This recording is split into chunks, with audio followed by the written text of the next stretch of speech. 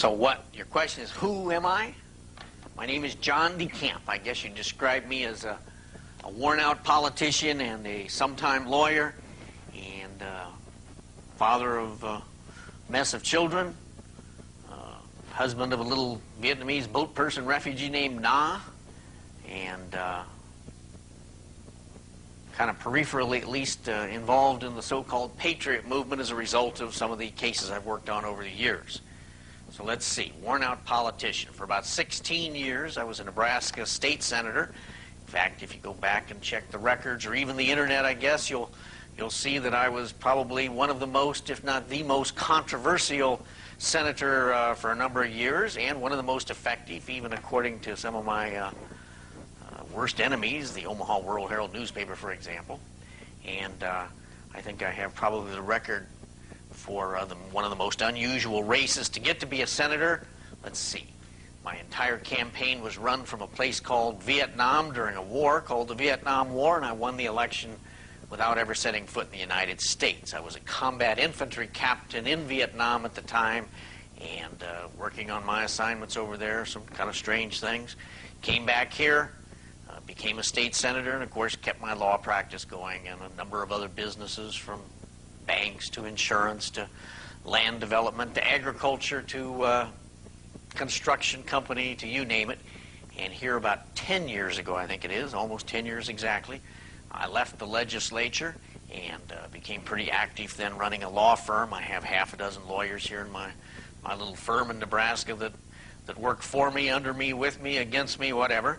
And I live in a little town 30 miles south of Lincoln, Nebraska, a little town called Claytonia, Nebraska. And that pretty much sums up my life. I've been a candidate for governor, where I managed to snatch defeat from the jaws of victory at the critical moment when the polls showed me ahead, and I guess I was still trying to figure that one out on some of these electronic voting machines, but that's a story for another day. That's about it. That's me, John DeCamp. You want to know how I got involved in... Okay. Well, let's see. How did I ever become involved in this so-called patriot movement and representing militia and free men and people involved in the Oklahoma bombing and just you name it? It goes back a ways. About 10 years ago, yeah, it'd be almost 10 years ago, after I was out of the legislature, I was attorney for a senator called Senator Loren Schmidt, and some events occurred here in Nebraska that had nationwide repercussions. A black man by the name of Larry King, officially identified as the fastest rising star or black star in the Republican Party at the time. In fact, some of you folk, if you remember, if you went to or watched on television the Republican National Convention 1984 and then the Republican National Convention 1988, Larry King was the big black man you saw opening both of those national conventions, Republican national conventions, by singing the national anthem, the Star-Spangled Banner. Well, on Election Day, 1988, Larry King, who in his private life supposedly had a small minority credit union over in North Omaha, which he was supposedly helping the community with loans. Larry King's little credit union was raided by federal officials, and they discovered that there was apparently a problem there. One of the problems was this little $2 million credit union had a secret set of books that showed another $40 million had come in from a variety of sources, from Boys Town to Union Pacific Railroad to ConAgra, some of the biggest corporations in America, that had funneled into there and had disappeared. And Larry, it seems, didn't have any good explanations and didn't acknowledge that he had even gotten this money. Well, as things developed on this little credit union called the Franklin Credit Union that Larry ran, as things evolved, the legislature thought it should do an investigation into whether something went wrong with the laws or whether laws needed to be changed or this or that. And as their investigation got going, and I was the attorney for one of the senators, the chairman of that committee, Senator Schmidt, as things got going, strange stories started floating out from children on the streets to other places, particularly some of these young kids, that yeah, they knew Larry King, and yeah, he was a big man on campus. They had ridden with him in his private jets and to his mansion in Washington, D.C., where they had participated in sex orgies and with some of the most famous politicians and businessmen whose names you'd immediately recognize. Well, more and more of these stories started coming out, and more strange things about Larry's credit union. As I say, Larry, of course, denied this, but the stories kept getting stronger, and I was one of the first ones, I'll be honest, I was one of the first ones to say, this is nonsense. These tales are so unbelievable that some of these people are coming forward with that they should be rejected out of hand. They just aren't credible. And then I said something else. I said, and if I really believed any of this, I'd be the first one to stand up and say, hey, let's do some prosecuting. Let's lock some people up. Let's correct the situation. Let's get the story out. And well, as things shaped up, make a long story short, I became convinced after a while that there really was a lot of truth to these stories, and I ended up representing some of these children involved, and just an ever-escalating thing on a national level. The story became basically a story of a very, very horrible and very large ring of people that used children for drug couriers, some of the most prominent names and businessmen in this country, that it was being covered up and protected because some of the people involved high law enforcement, FBI people wouldn't do their part because some of them were involved. Just one horrible thing after another, and when the dust had finally settled, I went and sat down with my very, very good friend, mentor, advisor, guide, a man named Bill Colby, who you folk may remember. Bill Colby used to be the head of the Central Intelligence Agency, and he was the man I worked directly for in Vietnam. Officially, he was ambassador over there at the time, but in fact, he really was head of the CIA then, at least in Vietnam, for the Vietnam operations during the war. But anyway, I sat down with Bill, and make a long story short, Bill basically told me to get away from all this, that it was so much bigger and so much more deadly and dangerous, and where it led and what it involved than anything I ever imagined. And that if I stuck around trying to do something about it, I'd get myself and my family probably killed or worse. And I said, well, what can I do? I can't just walk away. He said, I'll tell you what. The only way, really, on these kind of things, because of where it goes and what it involves, the only way you can probably both protect yourself and try to do something about it may not be in the manner you want, but it's the manner it's going to have to be done eventually. You're going to have to get the national press involved in exposing these things. Get it so reported and so looked into that it can't be covered up, because the forces you're against are just too big and too powerful for you to do them in the time you want or the way you want, and if you keep it up, you're going to end up dead. So I went home, wrote the book, The Franklin Cover-Up, which pretty well details the story from A to Z, and that was my beginning of involvement in, let's say, criticizing some elements of government and asking for some reform and trying to point out through very clear documentation some of these problems and how dangerous it is if we get institutions of government corrupted. As a result of that book, and this has taken a long time to get to a simple answer to a simple question, as a result of that book, received some calls and some attention from some groups around the country that read the book. I did not spend a penny, by the way, advertising the book, but it sold over 50,000 copies. As a result of that book, I got contacted, for example, by some group called the Militia of Montana here a few years ago. And when I heard what was going on with them, I agreed to look into it. I thought, a bunch of nuts here that rabble-rousing, but... John? Yeah? Kara's on the line for us. She's looking for her sister, Shannon. Oh, Militia of Montana. So I agreed to look into it. I checked on it, and I found that there were 7 of these individuals up in Montana were arrested and charged with something called criminal syndicalism. And the more I checked, the more I found out that there was absolutely no basis for their arrest. That what they were being arrested for was who they associated with and the beliefs they held or expressed. Not any violence, not any threats of violence or anything else, but simply their speech, free speech. And I got into a big battle with the Attorney General and the officials in Montana, but when all the dust had settled, we won the case and got every one of the charges dismissed of this nonsensical criminal syndicalism laws against these individuals.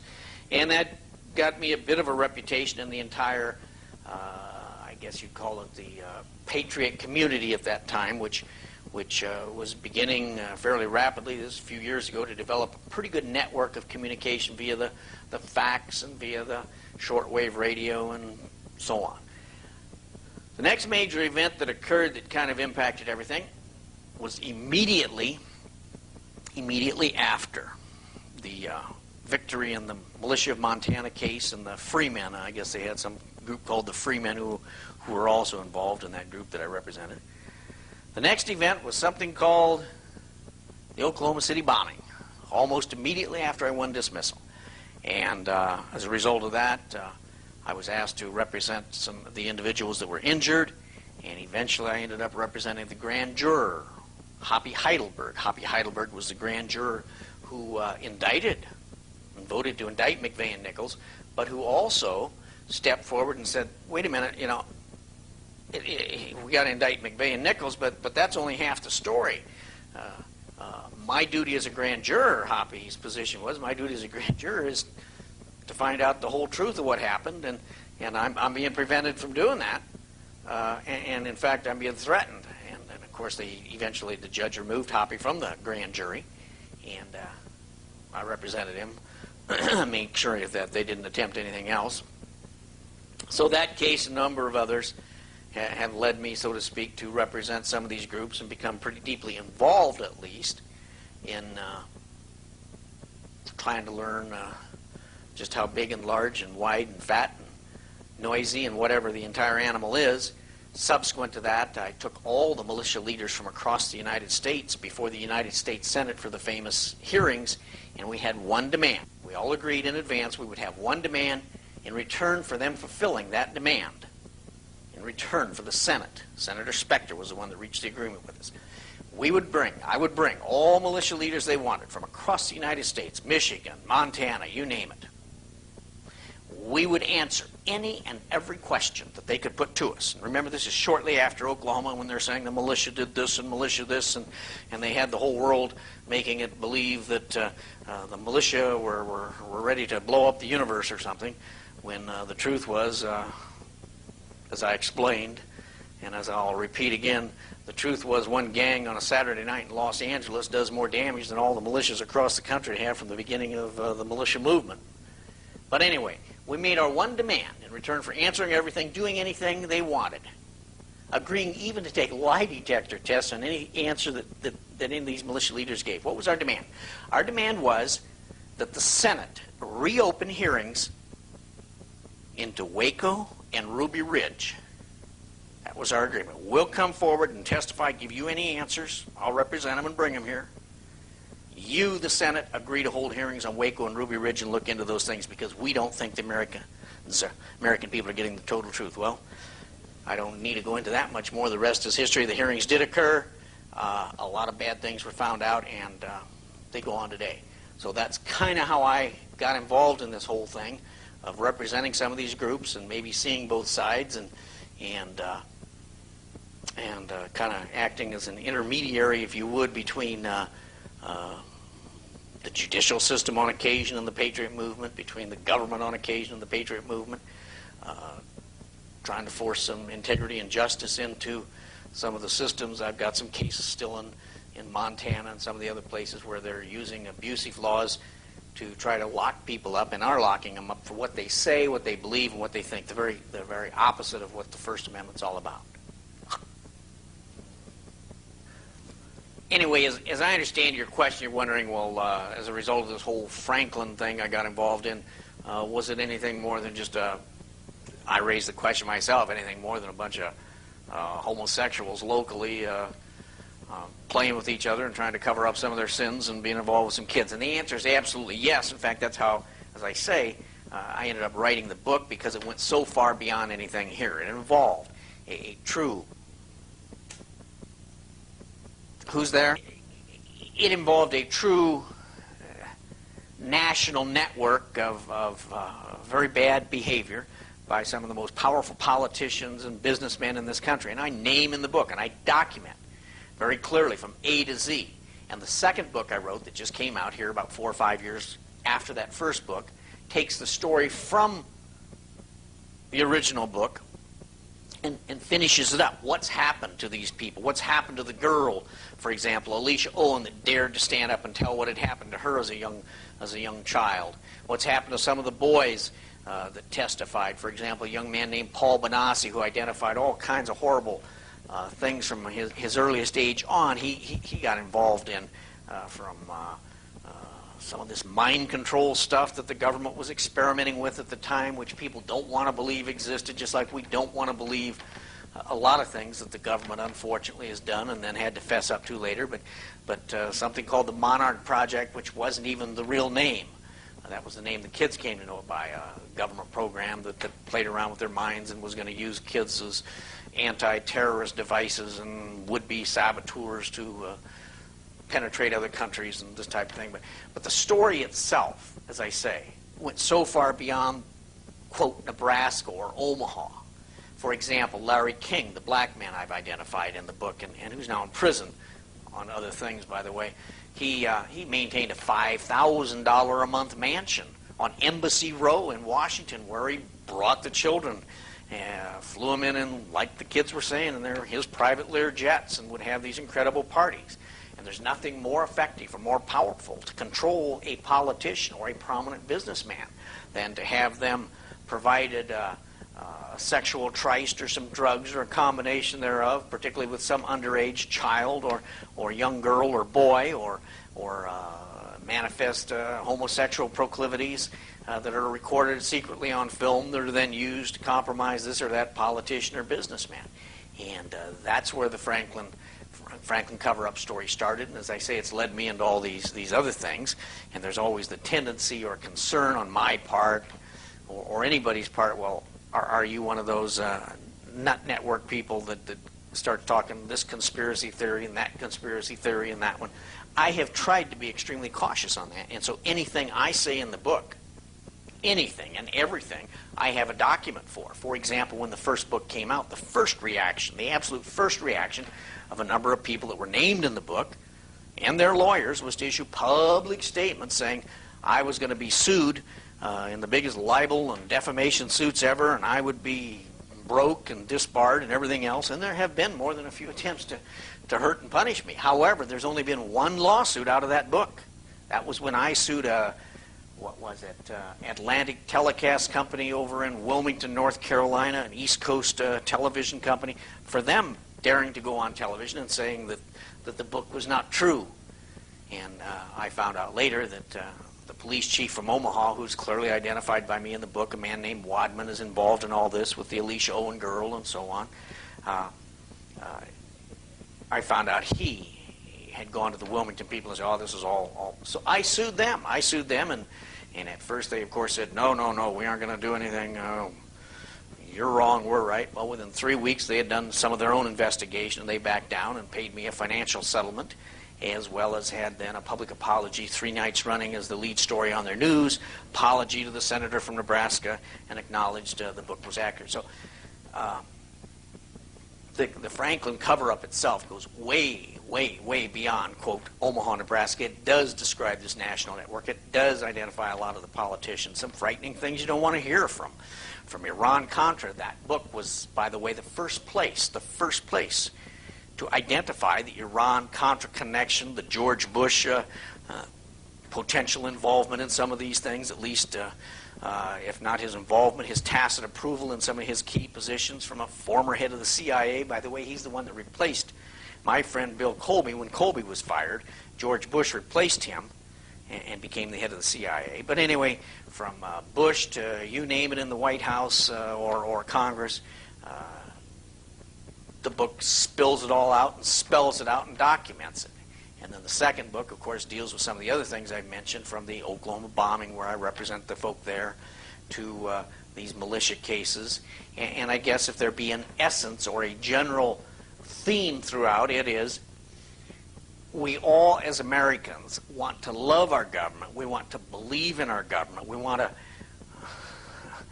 those things we grew up with knowing were true to actually be true, and we're finding contradictory evidence one after another where instead of, quote, government being the servant of the people, it's become the master, and where instead of our revered institutions of government being pure as the driven snow, we find that the snow has been pretty heavily laden with some black soot, and you wonder what can be done about it and how you're going to go about doing something about it and just how deep it goes, and is it just an isolated instance, or is it endemic to the system? Has corruption in government become endemic to the system to the point where you got real problems?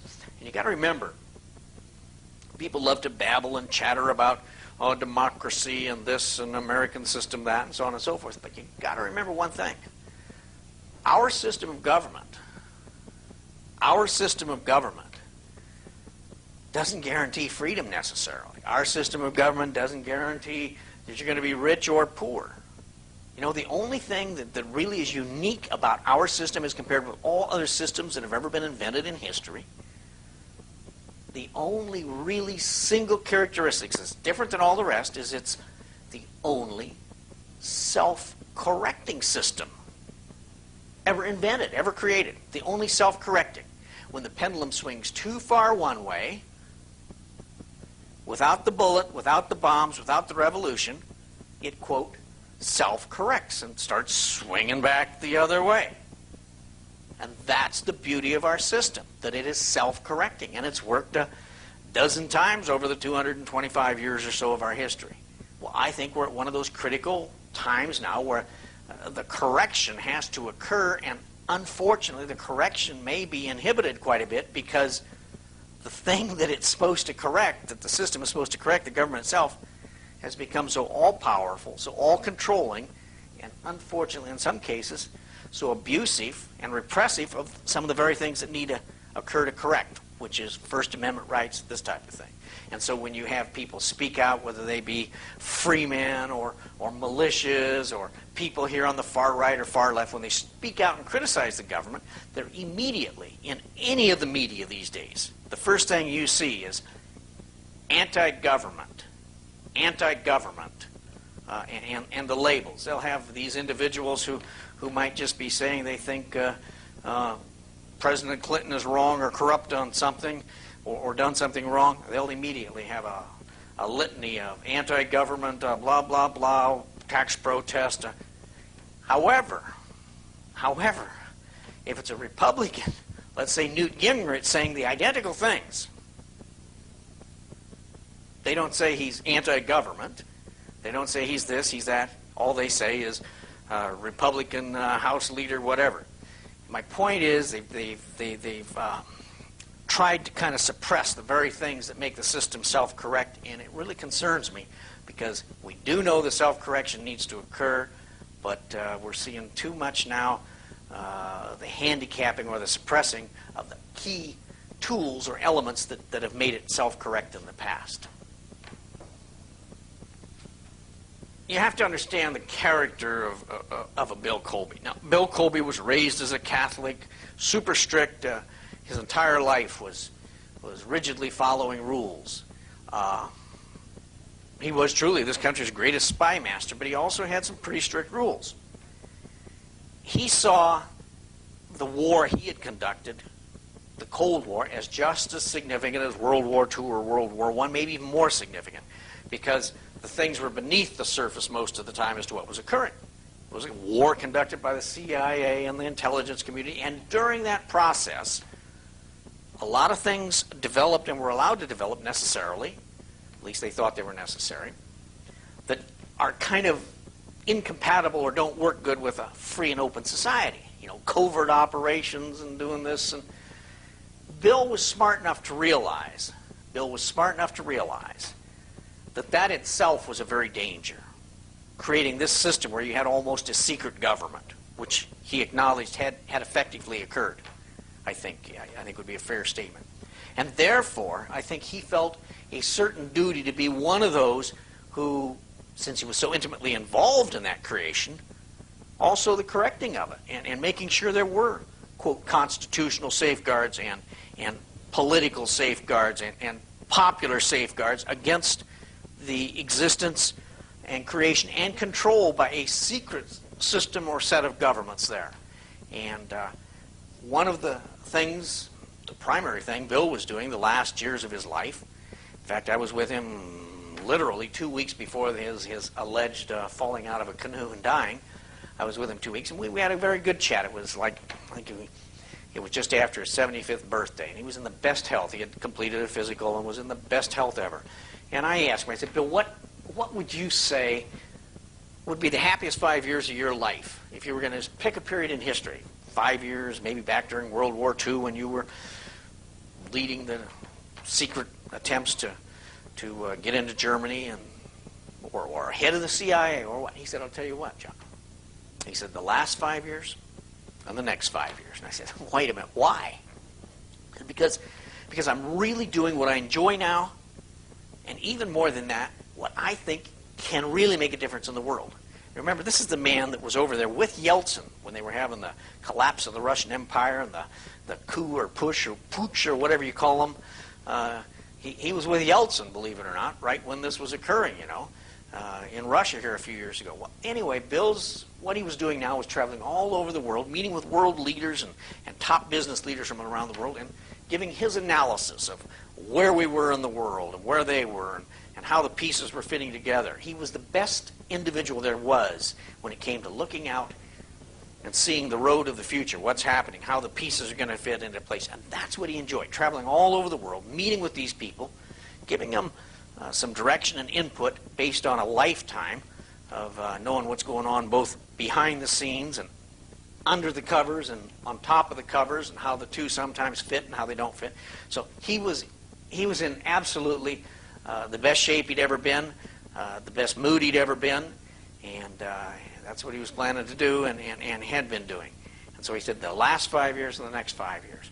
So here I'm listening to the radio and television a couple weeks later, and supposedly he's violated every single rule that he followed all his life. In other words, walking out at night, canoeing, which he didn't particularly enjoy, leaving his food on the table, television and computers on.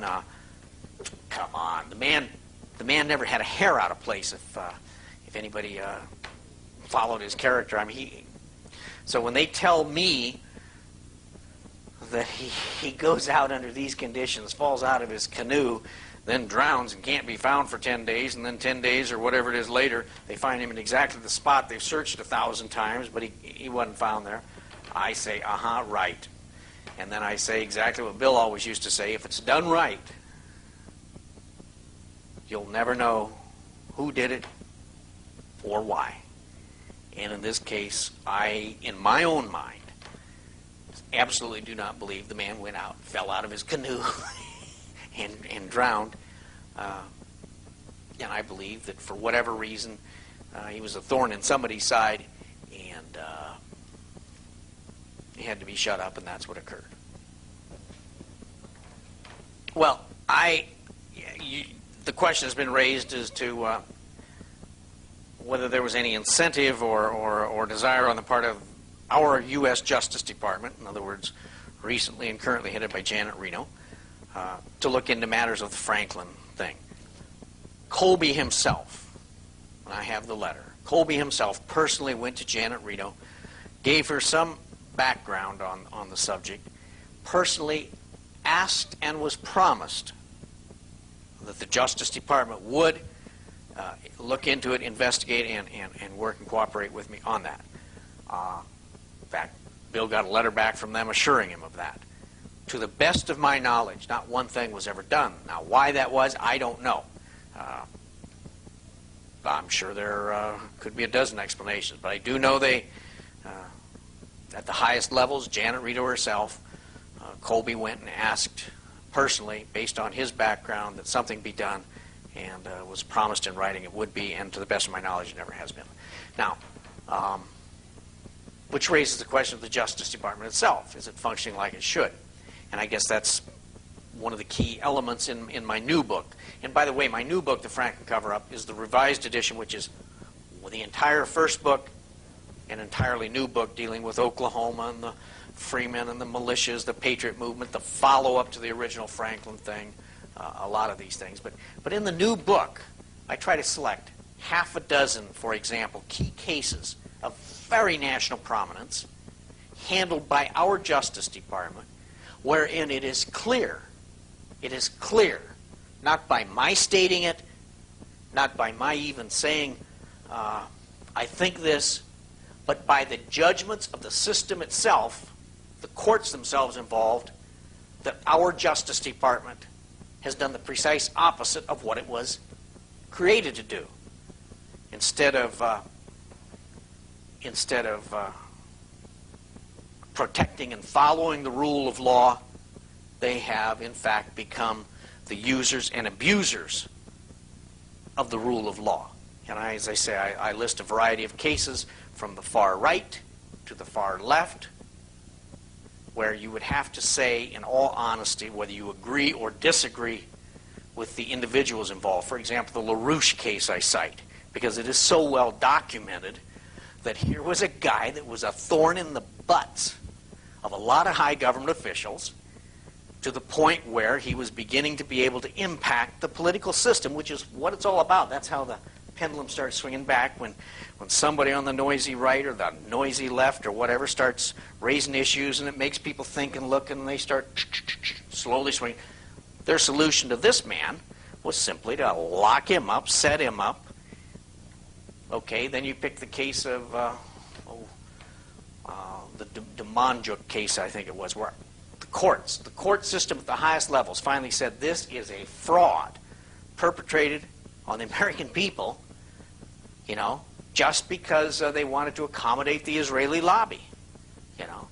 And I cite case after case where our Justice Department has been the abuser of the rule of law rather than the enforcer of it. And whenever a system where its key piece, the justice, your justice system, is the thing that makes all the rest of the clock tick and the parts go in synchronous, when your key driving force gets corrupted, you've got problems. And that's what I think I see occurring too often now in this country. And so when we take the Franklin case, which really covers the entire spectrum of all these cases on a grand level, and where it leads, and you get a promise and a commitment from the Justice Department to look into it, and they do the precise opposite, I think it is one more reflection of how serious it's become. And again, because you, quote, see a rotten spot in your government, and you say, well, let's correct it.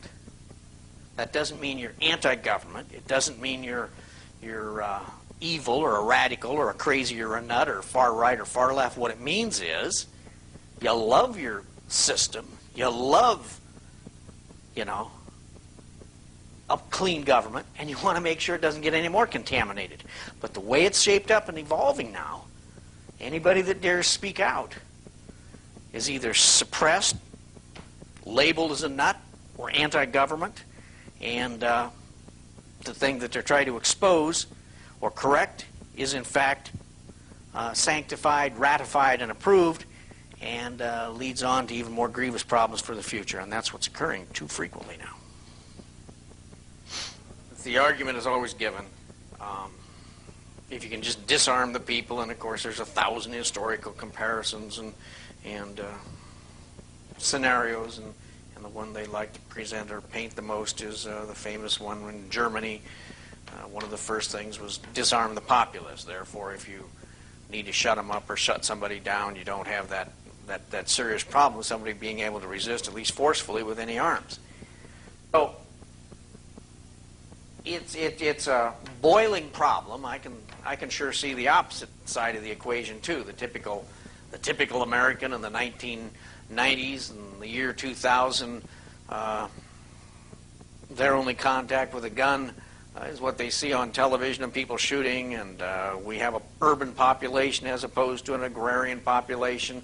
Their only contact with anybody with guns is when they see the Saturday night news and the gang shooting each other up or somebody robbing a bank or whatever.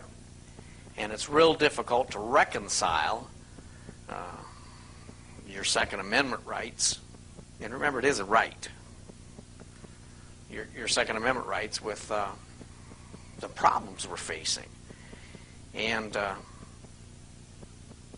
most of the people seeing the so-called gun grabbers, as they would view the government, most of the people on the other side of that equation, the ones that hold guns, whether for defense or recreation or hunting or sporting activities, most of those people, when they see the government or legislation, they believe, I think most of them believe very sincerely, that there's a, quote, hidden agenda of government. If you can just disarm the population or control the gun supply close enough so that you know who's got a gun, where they have, everything about them, then anytime you want to implement something as a government, you don't have to worry about that faction being able to resist it. I guess my personal opinion is the real battle over this issue has not come yet by a long way. I do believe there is a segment of the government, I'm completely satisfied, there's a segment of the government that wants to disarm the population for the reasons that I don't think are warranted. That is to make sure nobody can resist government. I think there's another very, very sincere and honest segment of government that is trying to grapple with this problem of the Saturday night specials and the guns and the murders and the criminals, and they simply don't know how to best do it.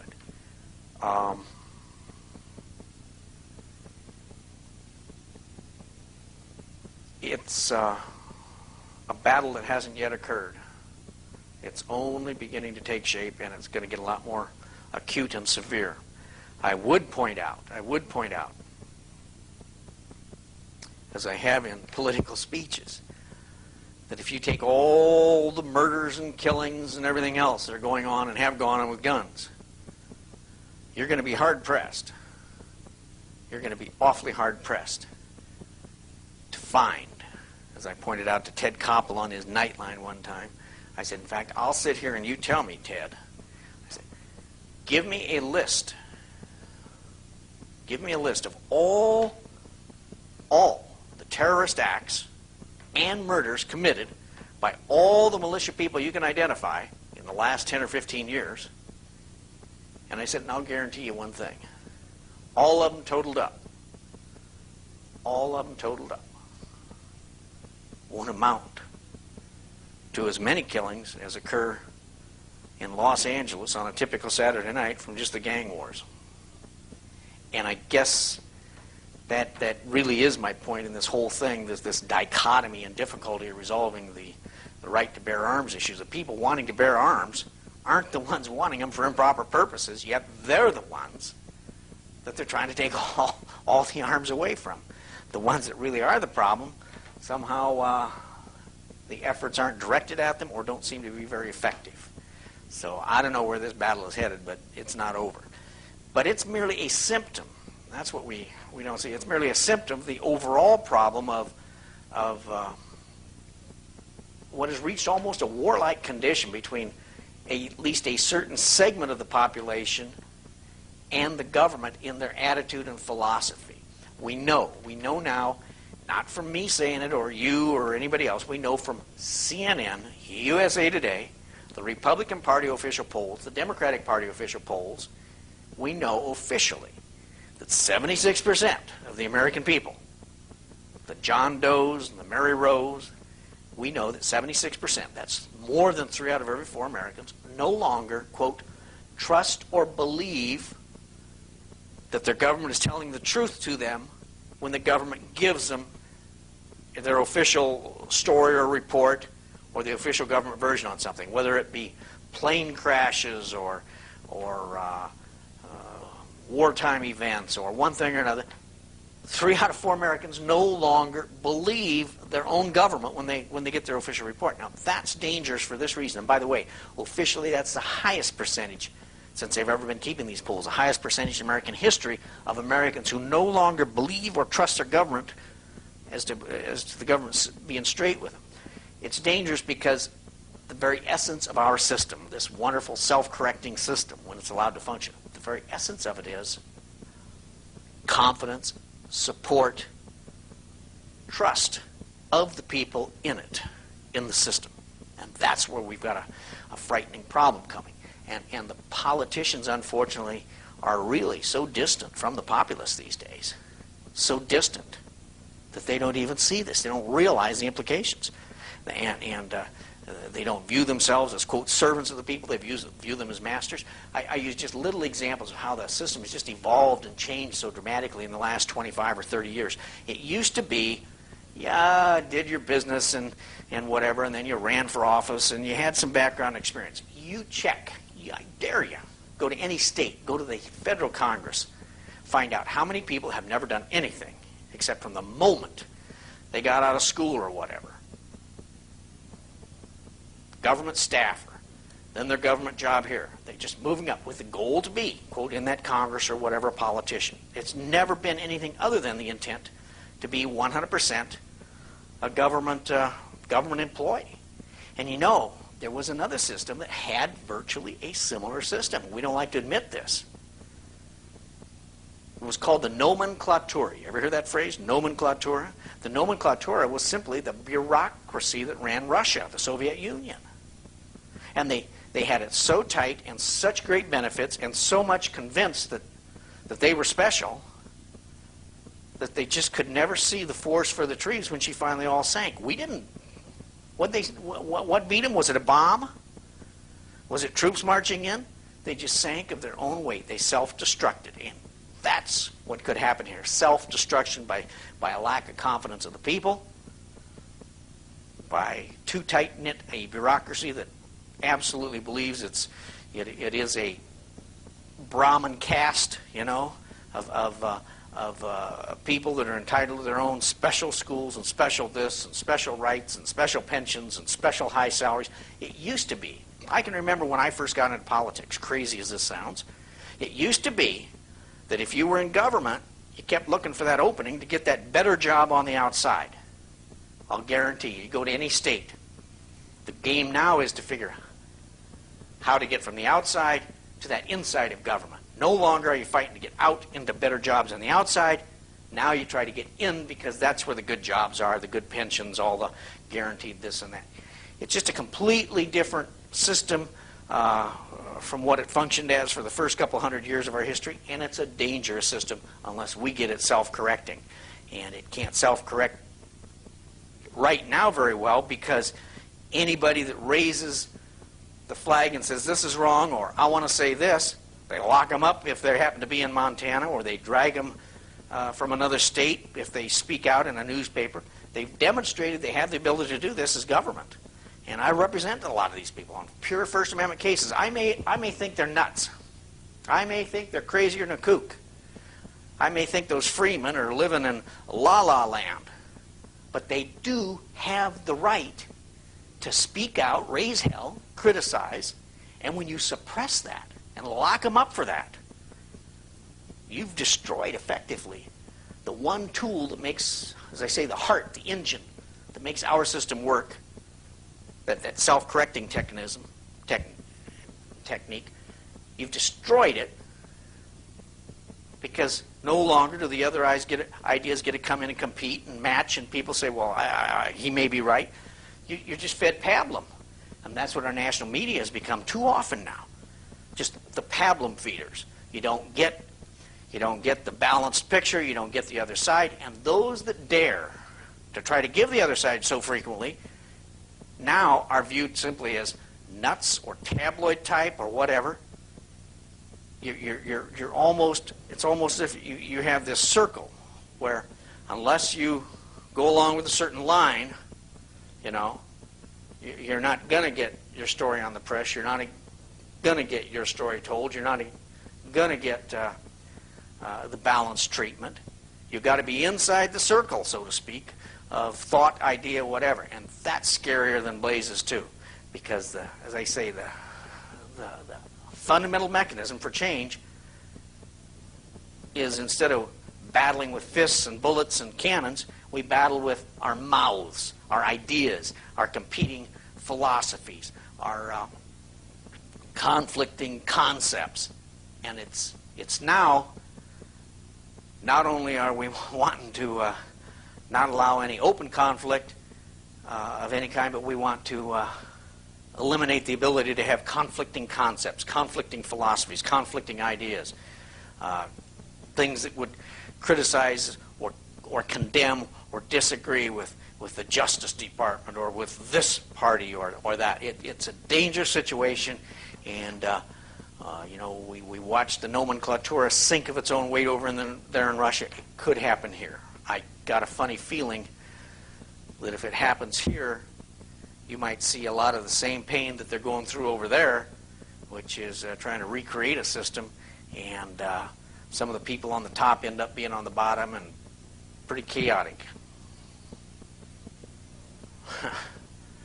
Well, I concluded my latest book after a particularly depressing, distressing occurrence in a court on a matter involved in the Franklin thing, where one of the key witnesses, a young man who had been involved in this all of his life, wanted to tell the truth, but was told, if you talk, you know, you're going to prison for 20 years, just like we did to Alicia Owen. And they sent to Alicia Owen now. She's in prison, been there for a long time. And they told the boy, if you go ahead, you dare to speak out against the county attorney or whatever, you're going to prison. We'll charge you with perjury, and you've seen we can do it. So afterwards, he took the Fifth Amendment and just hung his head and said, if I say anything, they'll lock me up for 20 years. So anyway, afterwards I went to the judge. I said, Judge, you know, I am so depressed. I love our system so much. The judge says, well, he just kept saying over and over, I'm just a man, I'm not a god. I'm just a man, I'm not a god. I'm just a man, I'm not a god. I can only do with the things I'm given, the evidence, and he's right, I suppose. And I said, I said, everybody knows the truth. Everybody knows. Every official, every judge, including you. He said, yeah. And then he said something else. He said, I can't change it, but I can help you understand it. I said, what? He says, if you want to understand Franklin, if you want to understand the Franklin cover-up, if you want to understand what really happened, go read Billy Budd. I said, what? He said, if you want to understand, you won't agree, you won't like it, but at least you'll be able to understand it. He said, go read Billy Budd. I said, who the blazes is Billy Budd? He said, just go read it. You'll understand. Well, I walked out of there. I was mad. That was the last I ever heard or thought of Billy Budd for months. And then I was sitting one night on a Saturday night, might have even had a Jack Daniels or two, and watching TV, going through the channels, and all at once I hit a movie, and I see my screen has one of those things where it prints it out, you know, and you can read whatever it is, and it has Billy Budd. And whoop! Halted my TV and started looking. And it was a great movie. And when it was finished, I understood why this little girl, Alicia Owen, had to go to prison. Why 20 people that I identified in the book from kids, children, had to be killed. Why things are going on in Washington. I understood why the cover-up had to be. It all made sense. I didn't like it, just like the judge said, but I understood it. Billy Budd was written by a guy named Herman Melville, same guy that wrote Moby Dick. And Billy Budd is a simple story. It's during the great days of the English or British Navy when they were riding high and mighty and having squabbles with different countries. And Billy Budd is a young, beautiful 18 or 19-year-old boy that's been impressed, you know, forced into the service. And despite that, he's a good sailor. And on this ship of all these tough guys, this British military ship, Billy gets into a squabble with a guy who was absolutely the most vile creature on earth at the time, he had to be, who was the second in command of the ship or whatever. And through a kind of an accident or incident, he tries to do something to Billy, and something happens, and Billy swings, and that guy falls, hits his head, and dies. Okay, so Billy now, this innocent young kid, basically, has allegedly killed the guy. So they have to have a court-martial and check it out.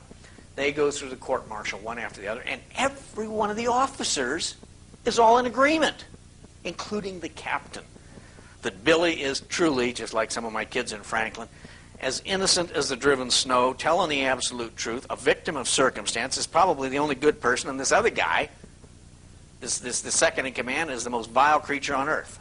So Billy should be declared innocent. And then, as they're ready to solve the problem, declare him innocent, in other words, enforce justice, the issue is raised. And that's what the movie's all about. Slowly but surely, the officers go through this cycle, and they understand that, yeah, but you see, if we say he's innocent, then that's going to break down the system, our system of control, our system of absolute, total management that we have to have on a ship for a captain to know that there won't be a mutiny, that the sailors, no matter what, whether they agree or disagree, will always do what we say. And so when all this is done and said, each one of them, knowing it's wrong, knowing that it's absolutely evil, they decide they have to find him guilty and take him out and hang him on the deck to save the system, to protect themselves and their positions for the future, their captains and their officers' positions, and so that never will the system falter when it becomes really important. Let's say a war with another ship or another country or whatever. Anyway, the essence of Billy Budd is that evil has to sometimes triumph, in other words, to maintain the overall system, and we hope the system itself is good. We hope the system is good. And yeah, it has to be some sacrifices along the way. And my question in the book, but what happens? What happens when the system itself becomes so corrupt that all it's existing for is its own continued existence and the ability and right to keep going on corruptly? And I guess that's where I think we are now. Has our system become too tainted to where it cares more about preserving itself and is willing to violate the Constitution, violate the rules, violate just plain fundamental moral principles? Has it become so tainted in its various key institutions that I don't know what?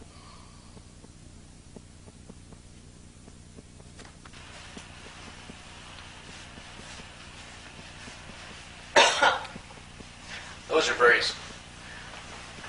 some of the remnants of cartoons that used to run particularly Omaha World Herald on me during my heyday.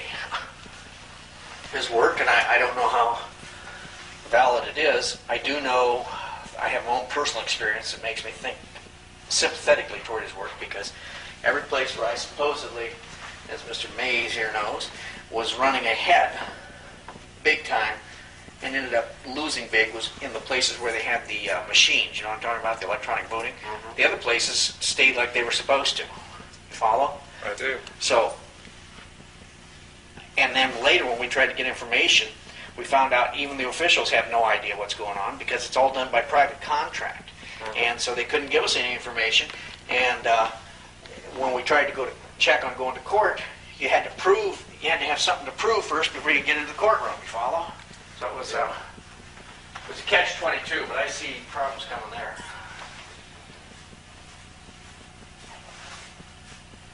As to whether I had that done to me, I'll never know. Certainly our polling results would have indicated that